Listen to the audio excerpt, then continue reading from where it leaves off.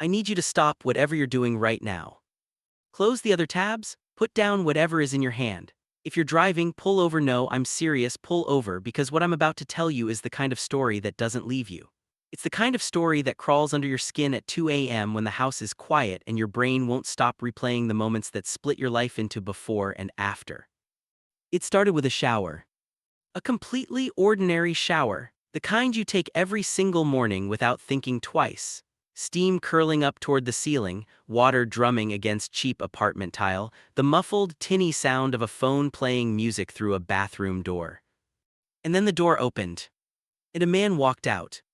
And my entire life, the one I had spent 3 exhausting, painful years carefully rebuilding from rubble, split right down the middle like a piece of wood hit with an axe.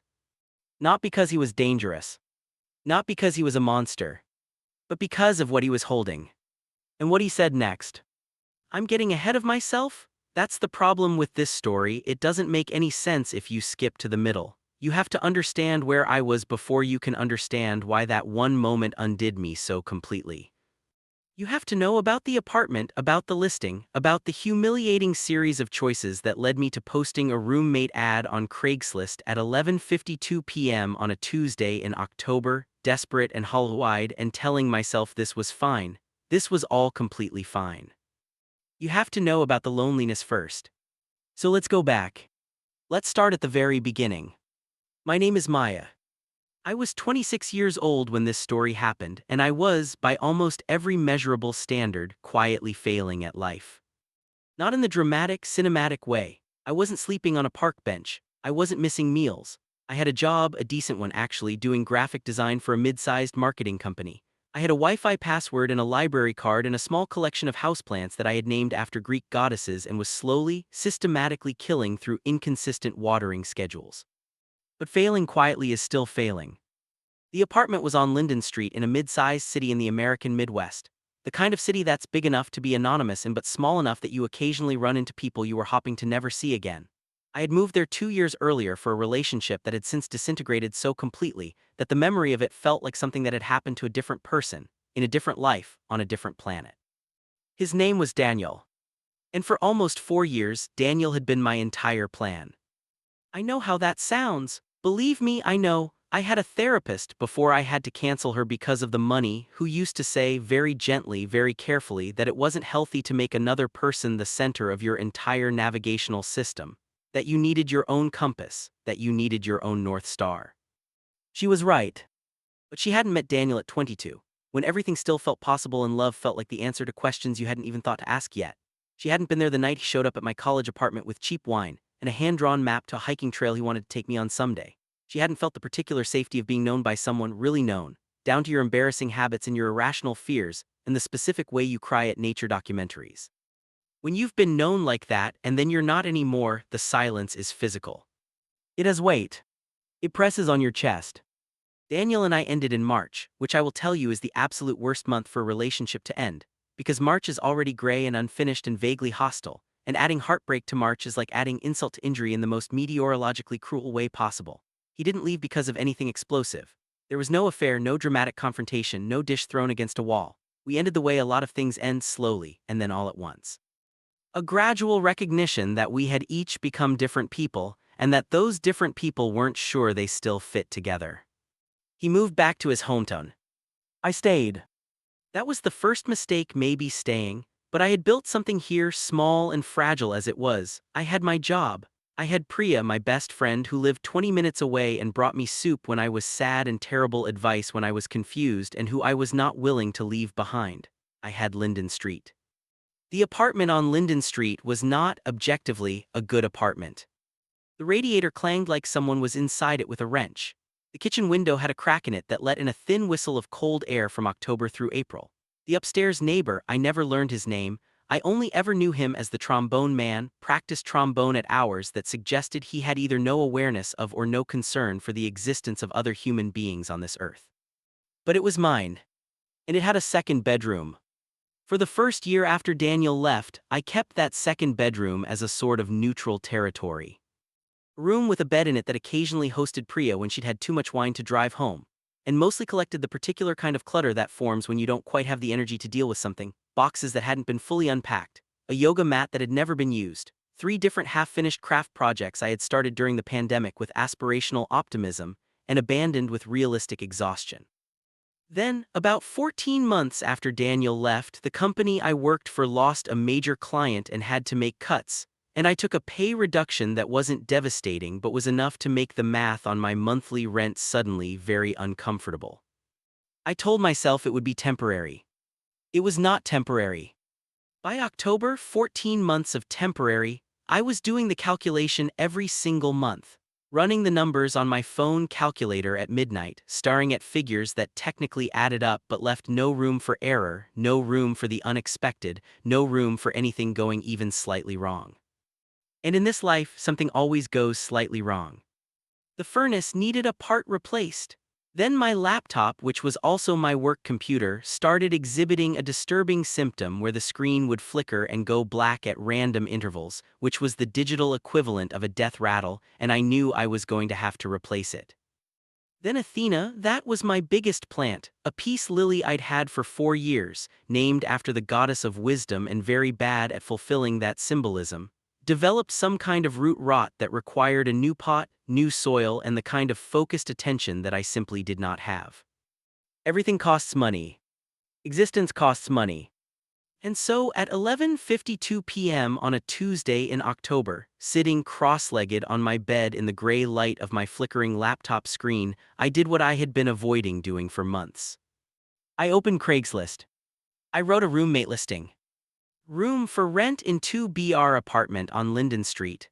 Quiet building, good light, close to public transit. Looking for a clean, respectful roommate, preferably employed. $650 month including utilities, available immediately. I stared at it for a long time. Then I posted it. Then I closed the laptop and lay in the dark and listened to the radiator clank and thought about all the ways this could go wrong. All the strangers this might bring into my space, into my carefully arranged and desperately maintained small life, and I felt the particular loneliness of a decision made alone at midnight with no one to tell. I fell asleep eventually. And in the morning, I had 11 responses. Let me tell you something about posting a room for rent on Craigslist. Actually, let me tell you something about posting anything on Craigslist, period. It is an experience that will simultaneously restore and destroy your faith in humanity, often within the same half-hour window. The 11 responses to my listing ranged from the perfectly reasonable to the deeply unsettling, and I am going to walk you through a few of them because they are important context for what comes later, and also because I think you deserve to understand the particular gauntlet of uncertainty that is finding a stranger to live in your home. Response number 1 was from a man named Gary who began his message with the sentence, "I am a 58-year-old retired electrician who doesn't like drama. And I want to make it very clear that I mean no disrespect to Gary, who may be a perfectly lovely human being, but I don't like drama, and a Craigslist message has never, in the history of the internet, preceded a drama-free living situation." Response number 3 was entirely in a language I don't speak, which I respected as a commitment to something, I just wasn't sure what. Response number 5 was a woman named Tanisha who seemed completely normal and nice and wrote a very coherent, friendly message, and with whom I had an excellent phone call, and who then told me 2 days later that she had found somewhere else, and I was gutted in a way that surprised me given how recently I had dreaded the idea of a roommate at all. Response number 7 was a man who asked if I had a problem with his lifestyle, which was an unspecified thing he mentioned twice without ever clarifying what it meant, and I decided the ambiguity alone was disqualifying. In response number 9. Response number 9 was from a man named Eli. The message was short, that was the first thing I noticed. In a sea of either overly brief, suspicious messages and overly long, unsettling ones, his was measured, 3 short paragraphs, clean sentences, no typos, which sounds like a low bar, but I'm telling you in the context of the others it was not. He wrote, "Hi, I came across your listing and I'm interested in the room. My name is Eli. I'm 28, work remotely as a software developer, and I'm looking for a quiet, stable living situation while I sort out some things in my life. I'm clean, I keep to myself more than is probably healthy, and I will never under any circumstances eat your food without asking. That last part I mean seriously. Food theft is a moral failing as far as I'm concerned." I know that's a weird thing to lead with, My friends tell me I have unusual priorities. If it helps, I have references from 2 previous landlords. I don't smoke, I don't own a pet, and I've been told I have the world's most forgettable music taste, so you'll never hear it through the walls. Happy to chat by phone or meet in person if you'd like, no pressure either way. I read it 3 times. Then I sent it to Priya. Her response was, okay, he sounds like either a serial killer or a very emotionally intelligent man, and those are truly the only 2 options on Craigslist. She wasn't wrong. I wrote back. We met at a coffee shop on a Saturday afternoon in mid-October, a neutral location as all first meetings with potential roommates should be in case the other person turns out to be a Gary. I got there 7 minutes early, which is a personality trait, and claimed a corner table, and spent those 7 minutes pretending to look at my phone while actually watching the door with the low-grade anxiety of someone who does not enjoy uncertainty, and had just voluntarily invited an enormous amount of it into her life. He was on time, which I noted, not late, not pointedly early, just on time. There was something about that small, unremarkable fact that settled something in me. He was taller than I'd imagined. Most people are taller than you imagine from an email, with dark hair that was slightly too long and the particular look of someone who had recently been through something, but was handling it with more dignity than drama. He wore a navy sweater and carried a canvas tote bag that had a small tear in the handle that he'd repaired with what appeared to be a safety pin, and I don't know why I noticed that detail, but I did. He spotted me immediately, which told me he'd also been looking. Maya. Eli.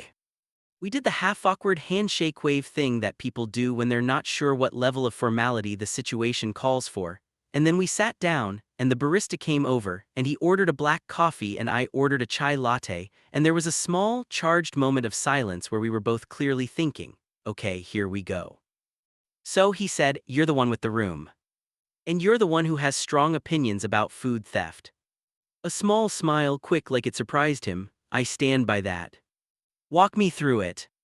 And this is the thing, this is the exact moment I think about when I look back on that day. Instead of laughing it off or deflecting, he actually thought about it for a second, like it was a question worth considering. I think it's a proxy, he said finally. Food theft or any small violation of someone's domestic boundaries, it's a proxy for how a person thinks about other people when they believe no one's watching. It's small enough to feel harmless, but it tells you something real. He paused. That was probably more than you wanted. No, I said, that was exactly what I wanted. He looked at me for a moment with an expression I couldn't quite name, something between relief and surprise, and then we started talking. And we talked for 2 hours. I want to be very clear that nothing romantic happened. This is not that kind of story, or at least, it's not only that kind of story, and I don't want you to mistake what grew between us for something cheap and simple. What happened between me and Eli is much more complicated and much more important than romance, and it would have been cheapened if it had started there. We talked about the apartment, the radiator, the trombone man, the crack in the kitchen window. He laughed at the trombone man story. A real laugh, not a polite one. He asked about the neighborhood, the walk to the nearest grocery store, whether the natural light was east-facing or west. I asked him what he meant by sorting out some things. He was quiet for a moment, not a bad quiet, not a defensive one, just a considering one. I lost someone, he said, last year, my brother. The word lost hung in the air between us the way that word always does, weighted with its particular cargo of grief, its refusal to say the harder, more accurate word. I'm sorry, I said. Thank you. He turned his coffee cup in his hands. I was living in Seattle, we'd both been living there. After he died, I couldn't. It was the same apartment, same coffee shops, same everything. I needed to be somewhere that didn't have his ghost in it, so I moved. Here. I picked somewhere I had no associations with, a pause. Also, it's affordable, which mattered. How long has it been? 14 months. 14 months? The same amount of time, almost exactly, that I had been quietly, carefully grieving my own different kind of loss. There was something in that alignment that felt significant, though I couldn't have told you why. Are you doing okay? I asked, and I meant it the real way, the way that isn't social script. He looked at me like he was deciding whether to answer honestly. Some days, he said, not always, but more than before. I nodded. We sat with that for a moment, two people, at a coffee shop table in October, both quietly carrying their separate weights, both looking for somewhere to put them down for a while. "I'll be honest with you," he said. "I'm not the most fun roommate. I keep weird hours sometimes. I get quiet when I'm having a hard day, and I'd rather be honest about that than pretend everything's fine. I'm not going to be your best friend probably, but I'll be respectful and present, and I'll never leave dishes in the sink overnight." "That last one is important to me," I said. "I figured." I looked at him across the table, this quiet, serious, slightly broken man who had driven from Seattle to the Midwest to escape his grief and was sitting across from me in a coffee shop trying to convince me to let him live in my apartment. And I felt something I hadn't felt in a very long time. Safe, strangely, inexplicably safe. "The room's yours if you want it," I said. He exhaled slowly. "Thank you," he said, "I mean that." He moved in on a Friday, the 1st of November. He didn't have much, a few boxes of clothes and books, a laptop, a small desk lamp, and a houseplant. One single houseplant in a plain terracotta pot that he carried in with the kind of care usually reserved for something fragile and precious. "What kind is it?" I asked, holding the door. "It's a philodendron," he said. "His name is Marcus." I looked at the plant. "You named your plant Marcus?" "After my brother," he said it simply with no performance of emotion, like it was the most natural thing in the world. I looked at Marcus the philodendron for a moment. Then I looked at my own collection of dying Greek goddess plants, and something soft and sad shifted in my chest. "I have a peace lily named Athena," I said. "How's Athena doing?" "Not great, honestly, root rot." He nodded solemnly. "We'll figure it out." The early weeks were, I will admit, slightly strange, not bad, not even uncomfortable exactly, just the inherent strangeness of suddenly sharing space with another human being after a long stretch of living alone, learning the rhythms of someone else's existence, the sound of a different person's alarm in the morning, a different coffee brand in the kitchen, shoes that weren't yours by the door. But Eli was, true to his word, easy to live with. He kept his space immaculate. He did his dishes the same day always. He was quiet in the mornings, which was a gift of the highest order. He worked from his room during the day, and I would sometimes hear the low murmur of his voice through the wall during calls, professional, focused, occasionally laughing at something, and the sound was oddly comforting in the way that ambient human noise is comforting when you've been alone too long. We had a rhythm. I made coffee in the mornings. He was always up before me, and he started making a second cup when he heard my alarm go off, and I don't know when that started exactly, but by the third week it was just a thing that happened. He left for a run at 7. I left for work at 8:30. He was usually back at his desk by the time I came home in the evenings, and we would do the small domestic theater of two people occupying a shared kitchen, navigating around each other, asking about the other's day in the low-key, undemanding way that doesn't require a real answer but offers the door to one if you want it. Some evenings he knocked on the wall that separated our rooms. One knock meant I made too much pasta, you want some? Two knocks meant I found something good to watch, interested? This was a system that developed entirely without discussion, as the best systems do. We watched 2 documentaries and one very strange French film before he said, during the credits, "I think this was bad actually." And I said, "I thought so too, but I didn't want to say," and we both laughed for a long time, and that was the first time I heard him really fully laugh, not the quiet, polite version, but the real one, the unguarded one, and I understood suddenly why his grief had been so large. Because his joy was large too. The grief and the joy came from the same place in him, some deep undefended part that he had mostly learned to protect but hadn't fully managed to wall off. And that night, watching bad French cinema in my living room with a bowl of popcorn balanced on the arm of the sofa between us, I understood something about him that I wouldn't have been able to articulate out loud, but that I knew in the wordless, certain way you know certain things. He was someone worth knowing. November was the hardest month, and it wasn't hard because of anything that happened between us. It was hard because of his brother's birthday. Marcus, the real Marcus, not the plant, would have turned 24 on the 17th of November, and I didn't know this was coming. I hadn't thought to ask. There's no graceful way to ask someone in October about what grief milestones they're carrying into the coming months, and so I didn't know. And on the morning of November 17th, I came out into the kitchen and Eli was sitting at the table with his coffee, not doing anything, not reading, not looking at his phone, just sitting, hands wrapped around the mug, staring at a point in the middle distance that was somewhere much further away than the kitchen wall. I knew the look. I had worn it myself. I poured my coffee without saying anything, sat down across from him, didn't ask him anything, didn't offer platitudes, didn't perform concern, just sat there. After a while he said quietly, "It's his birthday today." "I know," I said, even though I hadn't known until that moment. It was the right answer somehow, the right tone, the right word. I didn't say I'm sorry, I had said that before. What he needed today was not my sorrow. He nodded. "What was he like?" I asked. And Eli looked up at me, and for a moment his expression was completely unguarded, raw and open in the way that grief makes people sometimes, when they've been carrying the weight alone too long and someone finally just asks. He talked for over an hour. He told me about Marcus, about how Marcus had been the funnier brother, the louder one, the one who could walk into any room and make it brighter just by existing in it, about how Marcus had wanted to be a teacher, was in his first year of teaching third grade when he got sick, about how the kids in his class had sent cards to the funeral home, 31 hand-drawn cards from 8-year-olds who had known Marcus for 3 months and already loved him.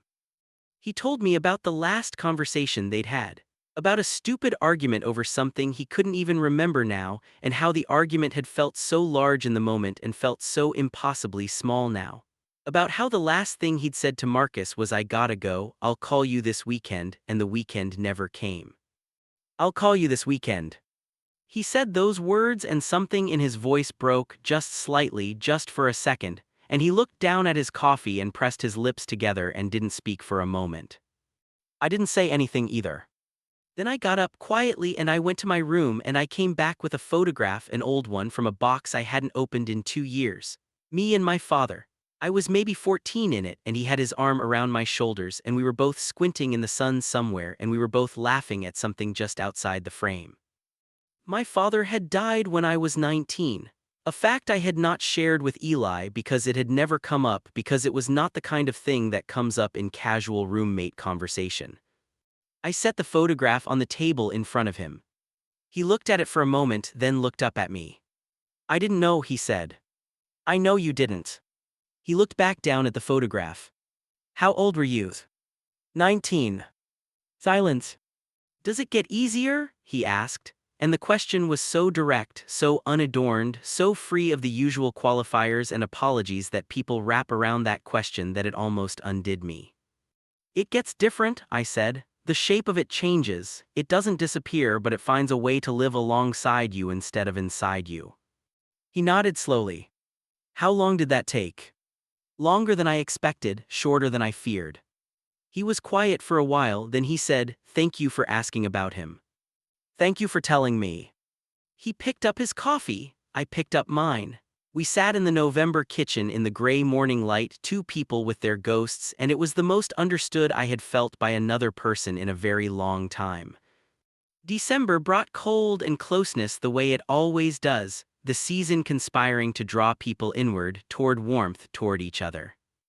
I should tell you that Priya met Eli for the first time in December, and that meeting is important to this story and also profoundly funny, which is a combination I appreciate.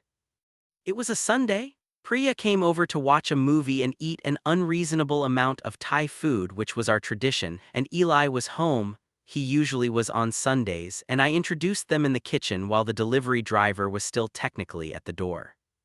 Priya shook his hand and looked at him for approximately 3 seconds and then looked at me with an expression that communicated, without any words whatsoever, a complete and detailed paragraph of information that roughly translated to, "I see exactly what's happening here, I support it wholeheartedly, we are going to talk about this later in great depth for a very long time." I communicated back via eyebrows alone, "Please stop, nothing is happening, you are projecting." She communicated, "I am not projecting, I have eyes." Eli, to his credit, seemed entirely unaware of this entire conversation. He joined us for the movie, not because I invited him, but because I handed him a container of pad see ew without thinking about it, and handing someone food is in any language an invitation to stay, and he seemed to understand that, and so he sat in the armchair in the corner with his noodles, and we watched the movie, and it was easy and warm and so thoroughly unlike the loneliness I had been living with for the past 2 years that I almost didn't recognize what I was feeling. I was content. Quietly, unremarkably content. Not happy in the large, loud, trumpeted way of movies and social media. Just good. The way a room feels good when the temperature is right and the light is soft and the people in it are exactly the right people. Afterward, when Eli had said goodnight and retreated to his room, Priya grabbed my wrist in the kitchen. Maya, don't. Maya, I know what you're going to say. He looked at you, she said, very quietly, very seriously, the way people look at something they're trying not to lose. I stood very still. Priya, I'm not saying do anything about it, she said. I'm just saying I see it, I don't think you see it, and I think you should start seeing it. She left shortly after, and I stood in the kitchen for a long time, and the apartment felt different, charged, and quiet, and from down the hall I could hear the soft sound of music through Eli's door. Piano, something old and slow. I turned off the kitchen light and went to bed and lay in the dark and told myself very firmly that I was not going to complicate the one good, stable thing in my life by feeling something about my roommate. That firm conviction lasted approximately 11 days. I am going to tell you something about grief because I think it's important, and because this story is as much about grief as it is about anything else. Grief isolates you. It builds walls, and the walls feel like protection, and maybe they are for a while. But at some point the walls stop protecting you and start simply containing you, and there's a crucial difference between those two things that's very easy to miss when you're inside. What Eli and I built through November and into December and through the cold, silver days of January was not a romance. Not at first. It was something slower and more fundamental than that. It was the practice of being known.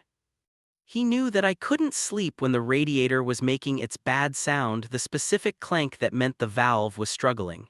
He left a note once, taped to my bedroom door: "Radiators being loud tonight, thought you should know I have earplugs if you want them." I knew that Wednesdays were hard for him. I never knew exactly why, but I could tell by the particular quality of his silence when he came out to the kitchen that Wednesdays carried some extra weight. So on Wednesdays I always left something small out on the counter for when he emerged: a good piece of dark chocolate from the bar I kept in the cabinet, or a note that said something completely stupid and inconsequential, a terrible plant pun or a bad joke I'd Googled, because I had learned that making him laugh even just a little was the best thing I could offer. He had learned by late November that I processed difficult days by reorganizing, that if the kitchen cabinets had been rearranged, something was wrong, and the right response was to say nothing about the reorganization itself but to ask casually how I was doing. "Fine," I would say. "Kitchen looks good," he would say. And that was how we talked about the hard days. He knew I was afraid of becoming my mother, a quiet subterranean fear I had shared exactly once late at night, when we were both up past midnight for different reasons and ended up in the kitchen at the same time and somehow talked for 3 hours about family and the patterns we're trying not to repeat. He held that information gently, without using it, without referencing it, just keeping it, the way you keep something that belongs to someone else. I knew he still called his mother every Sunday morning, that the calls were short, 20 minutes, maybe 30, that sometimes after he hung up he went quiet for a while, not sad exactly, but reflective. I suspected his mother was grieving too, in a different way, in a way he was trying to help carry without being destroyed by. I never asked about the calls. He never explained them. Some things don't need to be spoken to be understood. By January, we were each other's soft landing. The person whose presence at the end of a hard day was the first thing that made the day feel manageable. The person you don't have to explain yourself to because they've been watching long enough to understand. It is a remarkable and terrifying thing to be known like that. It is also, I will be honest with you, a deeply confusing thing when the person who knows you like that is your roommate, and you have made a very firm, very rational decision not to complicate things by feeling anything, and your feelings have apparently not received the memo. There are nights that are simply different from other nights. You can feel it in the air sometimes, a particular quality of stillness, or the way a conversation goes a direction it hasn't gone before, or the sudden, irrational but absolutely certain sense that something important is about to happen. January 15th was like that. We had both had bad days independently by coincidence. My boss had criticized a project I had worked very hard on in a way that was probably fair but felt devastating.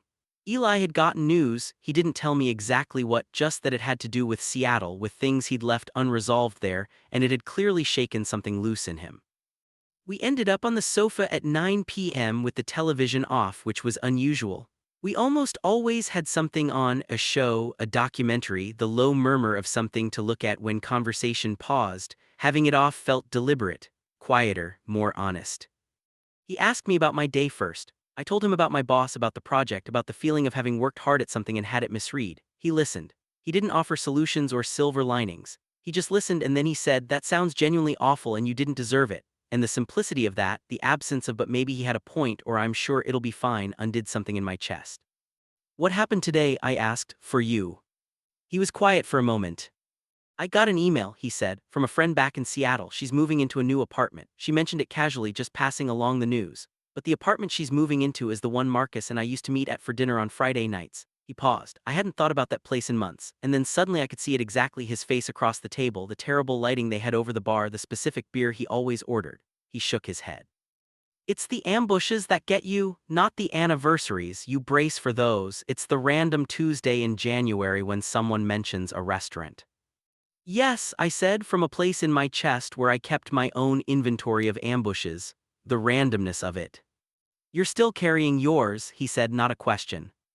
"I carry my dad everywhere," I said, "everywhere and quietly. Most people don't know." "I know. I know you know." Silence. Outside, the wind was doing something theatrical against the windows. The radiator, for once, was quiet. Marcus the philodendron was on the windowsill across the room, backlit by the streetlight, and he looked healthy, genuinely, robustly healthy, much healthier than any of my plants, which was either a testament to Eli's green thumb or some cosmic commentary. "Maya," Eli said. Something in his voice was different. "Yes." He turned to look at me fully, directly, not the sidelong glance of casual conversation. And in the lamplight I could see his expression, and his expression was doing the thing that Priya had tried to tell me about in December, the thing I had tried not to see. "I want to say something," he said, "and I want you to know that I've thought about it for a while and I've chosen not to say it several times, and tonight I'm choosing not to choose that." My heart was doing something unreasonable. "Okay," I said. "When I moved in here," he said, "I was still mostly not here. I was here physically, but there was this large part of me that was still in Seattle, still in the year after Marcus died, still in the worst of it. I thought that's what I'd be for a long time." And then he stopped, started again. "You have been the way you've been toward me has been." He shook his head. "I don't have the right word." "Try," I said. "Life-saving," he said quietly. "That's the only word that's true. I know it sounds like a lot, but you let me be broken without treating me like I was broken, and I don't know if you understand what that does for a person." I was very quiet. "I understand," I said. "Someone did that for me once." "Your dad's?" "Yes." He nodded slowly. "I'm not saying this to complicate things," he said.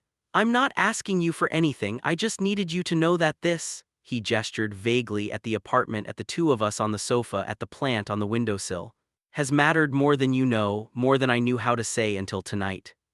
I thought about the firm, rational decision I had made in December.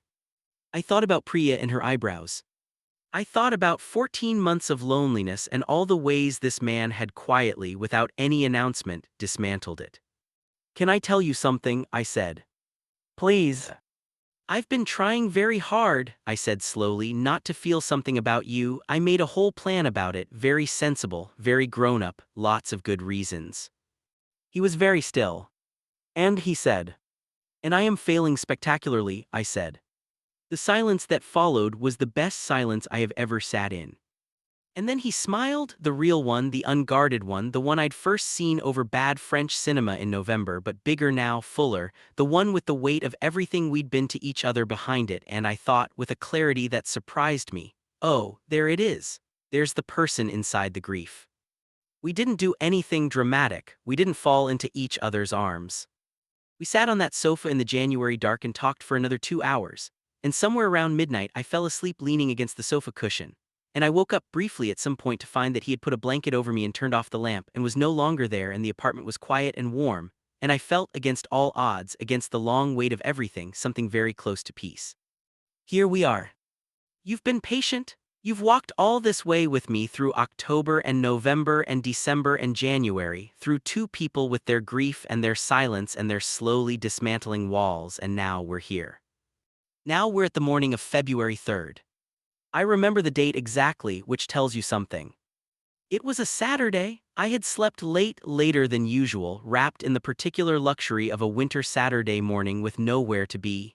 The apartment was quiet. I came out of my room in socks and an oversized sweater and went to the kitchen to start the coffee.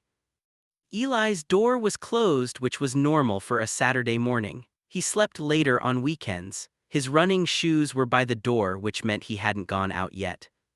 I started the coffee. I watered Athena, who was, against all botanical odds, making a modest recovery. The new pot and the new soil and the attention had helped, and she had put out 2 new small green leaves that felt almost comically optimistic. I fed the plants on the windowsill, including Marcus, who was, I was convinced, the most thriving living thing in the apartment by a considerable margin. I was checking my phone, reading nothing really, the particular mindless scroll of a Saturday morning, when I heard the shower shut off. Which was fine, normal, he'd showered obviously. And then the bathroom door opened. And Eli walked out. He was dressed. I want to be clear about this because this is not that kind of story, or not only that kind of story. He was wearing a t-shirt and jeans, his hair damp, a towel around his shoulders. He was carrying something in his hand. A book. Not a particularly unusual or dramatic book. A paperback, small, worn at the spine, the corners of the cover soft with handling. But I recognized it. I recognized it immediately, with the specific physical recognition of something you last saw in a very particular place at a very particular moment in your life. It was my father's copy of The Old Man and the Sea. My father's copy with his handwriting in the margins, with the small water stain on the back cover from where he'd set it down on a wet ring left by a glass, probably in the summer of my childhood. With the strip of masking tape on the spine because the original spine had cracked and he'd repaired it himself and never replaced the book because why would you replace a book you'd repaired? That was half the point of a book. His name was written inside the front cover in his handwriting, Thomas Caldwell, given to me by my father, 1988. I had looked for that book. I had looked for it after he died among his things when the task of sorting through a dead person's possessions was still raw and devastating. I had looked for it when I moved to this city. I had looked for it when I moved into this apartment. I had assumed with the dull ache of an accepted loss that it had been lost in one of those transitions, donated accidentally, left behind, simply gone. I had grieved it quietly, privately, the way you grieve small things. Eli stopped when he saw my face. Maya, he said it carefully, the way you say someone's name when they look like something has happened to them. I could not speak for a moment. I was staring at the book. Where, I said, and my voice was not entirely steady, did you get that? He looked down at the book in his hand, then back at me. It was in the box of books in the hall closet, he said slowly. The one with the masking tape on the spine. I was looking for something to read this morning and the door was open and I found it in there. I thought it was yours, I was going to ask. He paused. Is it yours? It was my father's, I said. The words came out very quiet. Eli went very still. I crossed the living room and he held it out to me, both hands, with a kind of reverence that told me he understood what he was holding even before I explained it. And I took it and I held it, and the weight of it, which was nothing really, which was a few ounces of paper and glue, felt like everything. I stood there for a moment just holding it, feeling the worn cover under my fingers, the soft corners, the repaired spine. And then I did something I had not done in front of another person in a very long time. I cried. Not performatively, not the way you cry when someone is watching. I cried the way you cry when something you had given up on is returned to you, helplessly, completely, without the ability to decide whether to do it or not.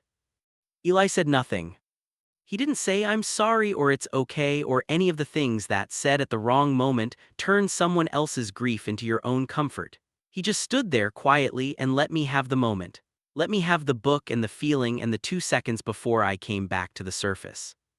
And then he said gently, coffee's on, it finished about 5 minutes ago. I laughed. One of those laughs that comes out of crying that tastes like both things at once, grief and relief, and the profound absurdity of being human and alive and standing in a kitchen in your socks on a February morning, holding your dead father's book. Yeah, I said, coffee sounds right. We sat at the kitchen table with our coffee. I told him about the book, really told him. About my father, about the summers of my childhood when he would read on the back porch while I played in the yard, about the way books worked for him as a kind of sanctuary, a quiet country he could go to. About Hemingway specifically, and how my father had explained the story to me when I was 12, The Old Man and the Sea and the Fish, and the way the story was about something much bigger than a fish, and how I hadn't fully understood until much later but had always remembered the explanation, his voice, the back porch, the particular light. About finding the copy after he died and putting it in a box and the box getting lost. About the specific grief of losing the objects people leave behind, how it compounds the first grief, adds a layer. Eli listened to all of it. Then he told me something he hadn't told me before. Marcus had a copy of a book, he said. A graphic novel, actually Watchmen, the original edition. Our dad gave it to him when he was 16. He carried that thing everywhere, dog-eared every other page. A pause. I found it when we were clearing out his apartment. I have it in my room. I've never opened it. Why not? He thought about this for a long time. I'm not ready, he said finally. I think I'll know when I'm ready, but I keep it there. I can see it on the shelf just so I know it's there. Does that make sense? Yes, I said, completely. The book was on the table between us, my father's book, the masking tape spine, the water stain. Can I ask you something? Eli said. Anything. Will you read it? Not now, whenever, but will you read it, not for the first time, I know you know it, but again? And will you tell me about him when you do, what he thought about it, what he wrote in the margins, what it tells you about who he was? I looked at him across the table. I thought about November 17th and the way he'd talked about Marcus for an hour. I thought about his mother's Sunday phone calls. I thought about Marcus the philodendron on the windowsill, healthy and green, and Athena putting out her 2 defiant new leaves, and the first knock on the wall that had meant I made too much pasta. I thought about the person I'd been the night I posted a Craigslist listing at midnight, empty and frightened and very alone. Yes, I said, I will. I've told you the story. Now let me tell you what the story means, or what I think it means, after enough time has passed to see it clearly. The shower morning was not the moment I fell in love, though I may have that morning completed a process that had been well underway for some time. It was not the moment that fixed me or fixed him or solved anything. Grief doesn't get solved. Loss doesn't get returned. My father is still gone. Marcus is still gone. No apartment, no book, no perfectly aligned pair of broken people can change those facts. But the shower morning was the moment I understood what this strange, quiet, unexpected thing between us had actually been. It had been practice. Practice at receiving care. Practice at trusting again, really trusting, the kind that requires showing someone the parts of you that could be hurt. Practice at being in the same space as another person's pain without flinching. And at letting someone be in the same space as yours. Practice at life after the period that had made life feel too risky to practice. I had moved to city for a relationship, and the relationship had ended, and then I had posted a Craigslist ad out of financial desperation. And a quiet man from Seattle who was also running from something had driven across the country and rung my doorbell. And in the strange, ordinary, accumulating way of real life, not movie life, not the life of grand gestures and perfect moments, but real life with radiators and bad French films and plants named after the dead. He had become the person I was no longer afraid to need. That is not a small thing.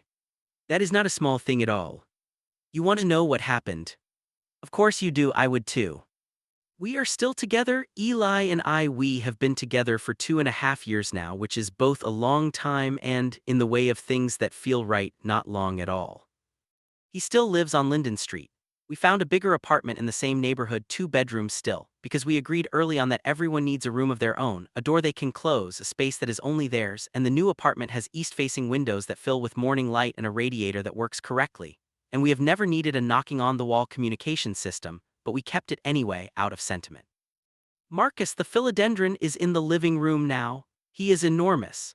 He has taken over an entire corner and shows no signs of being reined in, and Eli waters him with the same care he carried him in with on moving day, and I love this about him with a fierceness that still surprises me. Athena is also in the living room. Against all odds she thrived, the root rot resolved. She is green and wide and slightly dramatic about sunlight, which is fitting for the goddess of wisdom. I called my mother on the night of the shower morning. This was unusual. We were not close. We have a complicated history. The fear of becoming her is something I still carry, though more gently now. I called her and told her I had found my father's book. She was quiet on the phone for a long time. Then she said, "He would have wanted you to have it." And I said, "I know." And we talked for 40 minutes, which was longer than we had talked in years, and it was not easy, but it was real, and real is always better than nothing. Eli opened Watchmen 8 months after the shower morning. He told me the morning after came to the kitchen with red eyes and a look on his face like he'd been somewhere very far away and had just returned. I made coffee. He sat down and I sat across from him and we didn't say anything for a while and then he said, he folded the corner of almost every page where someone said something about seeing, and I said, "What do you mean?" And he said, "About really looking at things. About paying attention. There are notes in the margins everywhere." He wrote yes next to all of it. He pressed his lips together. I reached across the table and put my hand over his. We sat like that for a long time in the morning light. This is what I want to tell you, if you take anything from this story.